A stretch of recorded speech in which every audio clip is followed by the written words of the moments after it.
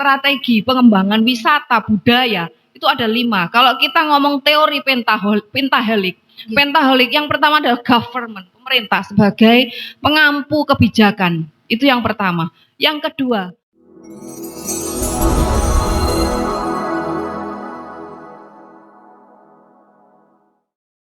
Assalamualaikum warahmatullahi wabarakatuh.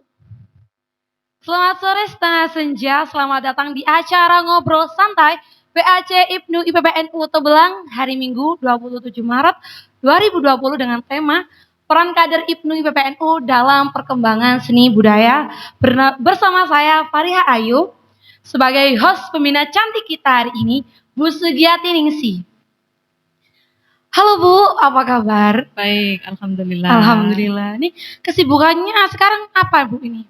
Saya sekarang bekerja di Dinas Pariwisata Kabupaten Jombang. Saya sebagai tenaga ahli bidang manajemen, pengelolaan, pembangunan dan pengembangan pariwisata Kabupaten Jombang. Wow, itu tugasnya apa aja Bu?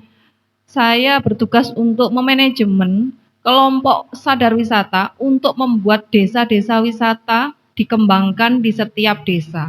Dari total 302 desa di Jombang yang sudah berkomitmen, yang sudah berpotensi untuk bisa desa wisata, itu sudah ada 78. Artinya masih kurang banyak. Nah, untuk membuat desa itu bisa greget untuk membangun potensi wisata itu kan butuh perjuangan dan itu tidak mudah. Maka butuh anak-anak muda yang berperan di desa. Itu paling penting. Gambaran secara umum kegiatan yang jenengan bidangi itu seperti apa? Kalau tugas saya adalah terkait memanajemen SDM yang ada di desa. Artinya apa? Kelompok-kelompok sadar wisata yang terdiri dari beberapa kelompok masyarakat, anak muda, dari tokoh masyarakat, tokoh agama, itu berperan untuk menggali potensi budaya, potensi wisata. Kalau kita mengacu dari dari Undang-Undang Kepariwisataan tahun 2009 bahwasanya wisata itu ada 3, wisata alam, wisata buatan dan juga wisata budaya. Nah, budaya ini termasuk religi, itu juga termasuk budaya. Kalau kita mau menggali dari 3 wisata klasifikasi, setiap potensi setiap desa itu berbeda-beda. Harus bisa mapping atau pemetaan potensi yang sekiranya setiap desa itu punya ciri khas, yakni uniquely different of village. Ada keunikan tersendiri dari desa yang diangkat, bisa mulai budayanya, bisa unik kebiasaan dari masyarakat, bisa membuat kampung kreatif, atau bisa menjadi di situ ada wisata alam yang sudah ada tinggal dikembangkan. Jadi kalau ngomong terkait seni, terkait budaya itu banyak. Intinya. Itu memang desa-desa yang berpotensi dan berpeluang besar nih Bu. Iya. Kalau yang terbaru ini di mana? Kalau saya dari Dinas Pariwisata, saya mulai 2021 ini kan geser dulu di Dinas DPMD menjadi pendamping inovasi, sekarang geser di Dinas Pariwisata terkait branding wisata seperti apa. Itu kami sudah ada 7 Darwis yang sudah di SK-kan Kepala Dinas, artinya sudah mau penetapan untuk SK Bupati terkait desa wisata. Sedangkan embrio desa wisata itu sudah banyak. Nah, peran saya sebagai tenaga ahli bidang manajemen, artinya saya memanajemen, mengelola, memberikan edukasi, mendampingi kelompok-kelompok sadar wisata yang terdiri dari tadi yang sudah saya sampaikan, yakni tokoh masyarakat, tokoh agama, kaum pemuda. Saya tidak minta banyak. Saya butuh 10 pemuda untuk mengguncangkan dunia, kalau bahasanya kerennya Bung Karno seperti itu ya. Tapi saya butuh 10 pemuda untuk membangun desa. Dan itu memang tidak mudah. Kalau saya di Pok Darwis, saya klasifikasikan. Artinya apa? Orang tua, tokoh agama, tokoh masyarakat yang sudah sangat berperan di masyarakat, saya jadikan leader. Anak-anak muda saya jadikan untuk penguatnya, untuk implementasi. Sekarang serba digitalisasi.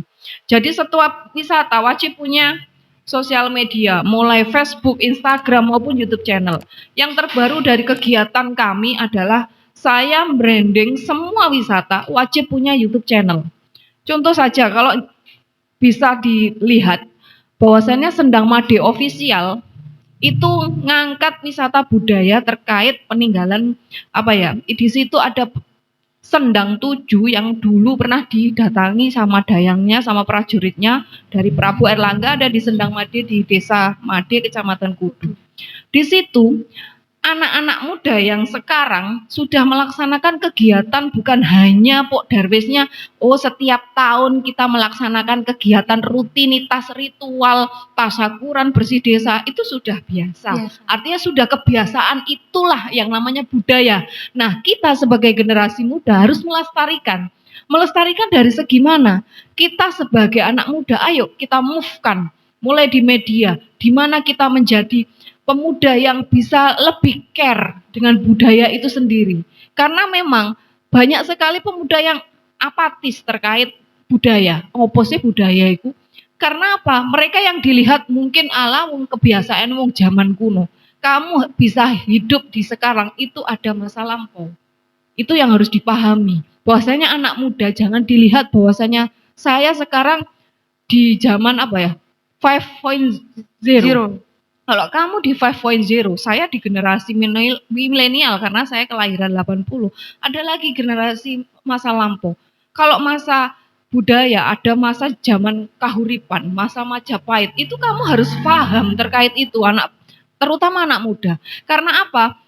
Kalau kita mau menggali budaya, itu bukan hanya dilihat dari seninya, bukan lagi dari adat istiadatnya, tapi gimana aspek kehidupan masa lampau yang kalau kita gali itu akan sangat banyak dan berwarna. Itu yang paling penting. Nah, peran pemuda, harapan saya terkait budaya ini, kamu ini sudah di zaman 5.0. Digitalisasinya luar biasa.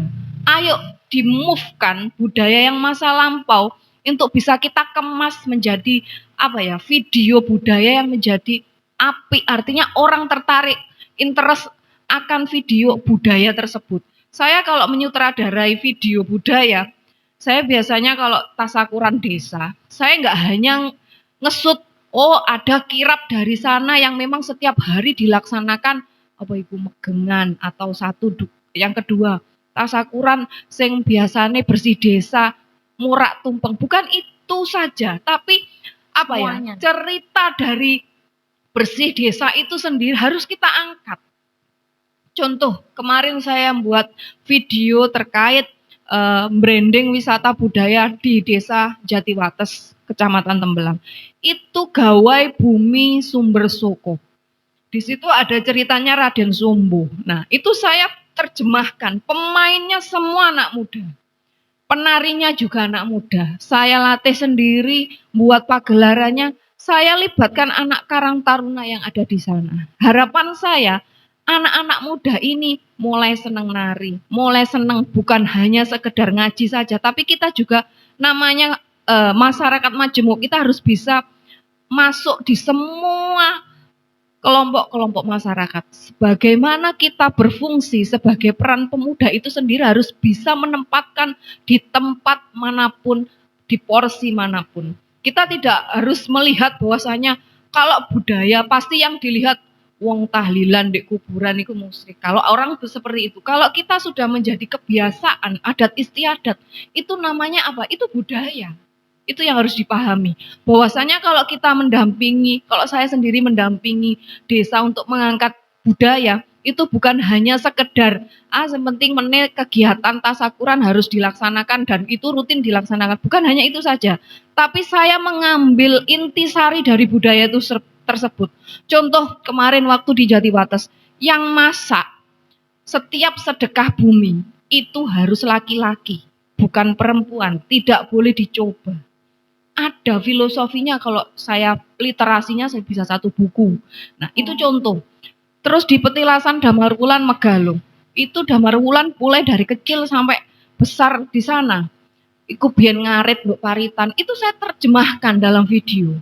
Artinya apa? Jadi cerita dari zaman dulu, anak-anak orang yang sekiranya tidak tahu akhirnya paham.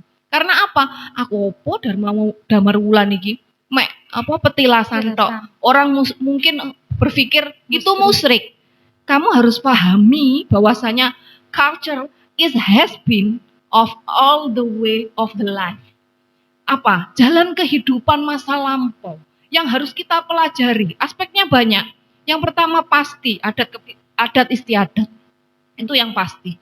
Yang kedua languages, artinya bahasa. Bahasa Jawa, sampean belum tentu bisa bahasane biyen. Enek bahasa Sanskerta loh. Kalau kamu mau buka prasasti Tengaran atau prasasti Gurit, itu tulisannya Sanskerta, aku dhewe gak paham. Harus ditranslate. Itu nggak semua bisa. Itu yang kalau kita mau pelajari. Itu yang harus dipahami. Terus selain itu ada dulu zaman lampau itu ada apa ya? Languages, ini baju dari clothes-nya. Kamu lihat bahwasannya di Jawa itu ada apa ya? Budaya adat Jawa. Pakaiannya Jawa kalau pakai dulu kemben, kebaya yang sekarang sudah dilestarikan bahwasanya semua kegiatan kalau wis buwuh mesti pakai kebaya. Nah, kalau wisuda wis pakai kebaya. Jadi itu salah satu contoh untuk memperkenalkan budaya masa lampau untuk dipakai di masa sekarang. Itu salah satunya. Nah, selain itu ada seni budaya. Seni ini banyak sekali. Bisa mulai dari culture itu sendiri. Sekarang anak muda yang mau bermain gamelan mungkin bisa dihitung jari. Saya punya binaan di Mojo Agung, itu sudah muncul gamelan heritage Mojo Agung. Itu anak-anak muda setiap minggu ketekan gamelan. Itu sekarang sudah menjadi brandnya bahwasanya setiap minggu mereka tanggapan nduk ngene pujaserane Mojo Tresno nek sampean mau lihat. Itu cara mereka nggih kafe ambek dulinan kotean sekalian apa ya memperkenalkan budaya. Jadi kalau dikonotasikan budaya itu zaman kuno berarti kamu kurang up to date. Karena apa? Kamu hanya hidup di masa sekarang. Karena untuk bisa maju sekarang, kamu harus bisa lihat ke belakang. Bukan berarti yang belakang kita lupakan untuk bisa maju ke depan, itu salah. Karena dari belakang kita bisa belajar bahwasanya the way of life, jalan kehidupan itu yaitu tadi setapak, bertahap dan berproses dan bertahap. Itu yang harus dipahami. Budaya itu yang kalau kita pelajari memang tidak ada habisnya. Nah, anak muda untuk bisa mencintai budaya is simple sebenarnya. Tidak harus move gimana seperti apa. Kamu branding kegiatan nge-vlog aja di sebuah wisata budaya. Kamu move-kan di medsos sudah termasuk kamu melestarikan budaya meskipun is simple. Itu. Sebenarnya kalau kan udah panjang lebar ya Bu ya. Nah, sebenarnya arti dari seni budaya sendiri itu apa sih? Kalau budaya itu ya menurut saya keseluruhan aspek kehidupan yang sudah menjadi adat istiadat yang diwariskan oleh masyarakat lampau untuk bisa kita lestarikan di masa sekarang. Nah, kalau apa ya? Budaya ini bukan hanya tadi yang sudah saya sampaikan, bukan hanya sekedar adat istiadat saja. Tapi apa ya? Tadi yang saya sampaikan adalah terkait language-nya, mulai clothes-nya. Seperti yang saya pakai ini. Kalau kamu nggak paham, ini batik apa? Saya tanya, kamu ini namanya apa? Ayo. Kurang tahu. Nah, ini namanya lurik. Lurik itu ada beberapa macam motif. Lurik surjan, itu yang dipakai untuk masyarakat jelata. Kalau yang saya pakai ini namanya lurik telupat. Ada artinya, garisnya ada 3 sama 4. Kalau di zaman lampau itu bahasanya telupat pitu lungan. Jadi lurik yang telupat ini artinya lurik pitulungan. Siapa yang memakai akan mendapatkan pertolongan. Kalau kamu tidak paham, pasti kamu tidak akan tahu bahwasanya ada sejarah. Baju adat itu juga ada sejarahnya. Seperti jilbab yang saya pakai ini.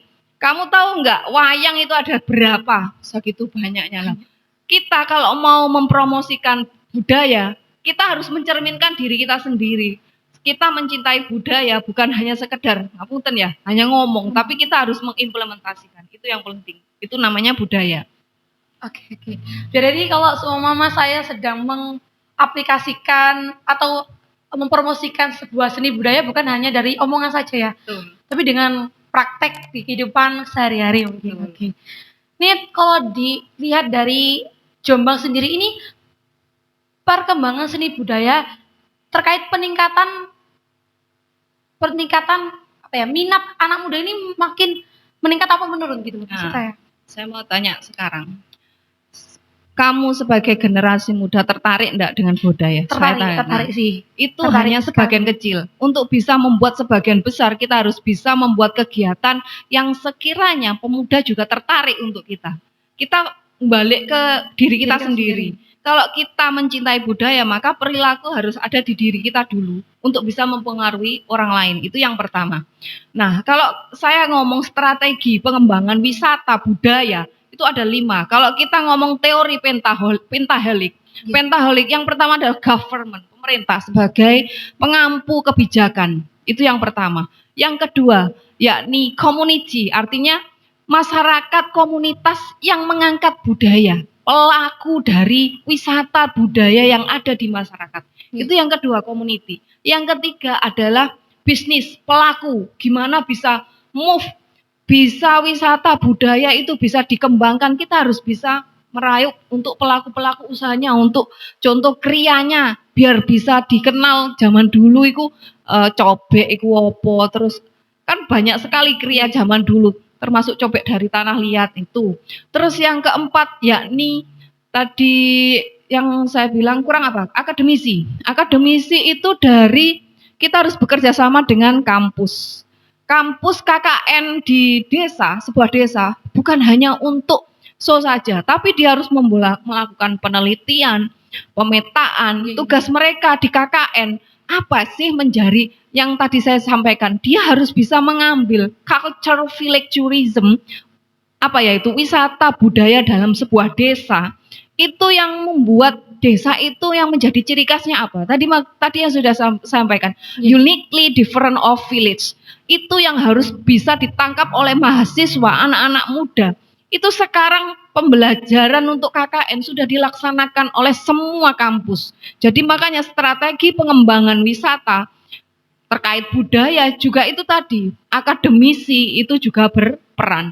Yang terakhir adalah mass media. Kita harus butuh media untuk bisa mempromosikan. Karena apa? Untuk bisa kita melihatkan budaya, kita harus bisa up kegiatan, move kan kegiatan. Sekecil apapun, kalau sudah masuk media, itu akan jadi luar biasa. Orang akan tertarik.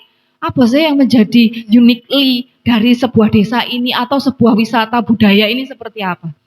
Itu strategi pengembangan wisata ada 5. Itu bisa diterapkan. Artinya apa? Rumus pentahelik tidak akan bisa tidak bisa terwujud kalau dari 5 komponen ini tidak bekerja sama. Itu yang paling penting. Wow, jadi kalau salah satunya hilang pasti ada yang kurang maksimal ya. Betul. Oke. Ini untuk mungkin ini pertanyaan terakhir ya. Kan tadi sudah disebutkan mengenai peran kader ya, peran pemuda dalam pengembangan seni budaya. Tapi sesuai dengan tema hari ini adalah peran kader IPNU IPPNU dalam perkembangan seni budaya. Nah, kita kan menjunjung atau kita sedang mengikuti era digitalisasi. Namun kita terkadang juga sedikit agak miring dan atau melupakan seni budaya. Nah, bagaimana sih peran kader untuk bisa mengembangkan seni budaya, apalagi bisa membuat tempat untuk teman-teman bisa berkarya untuk bangsa ini? Oke, kalau dari kacamata saya, bahwasanya peran pemuda untuk bisa up kegiatan di wisata itu ada 2. Yang pertama adalah culture experience. Dia harus punya pengalaman dari budaya itu sendiri. Kamu harus bisa berkunjung di tempat-tempat wisata agar bisa mengetahui kegiatan wisata yang ada di desa. Dari situ kamu buat vlog, buat kegiatan yang sekiranya bisa kamu buat move. Contoh buat konten. Contoh yang kemarin sudah saya lakukan adalah waktu Sumpah Pemuda di Sendang Made.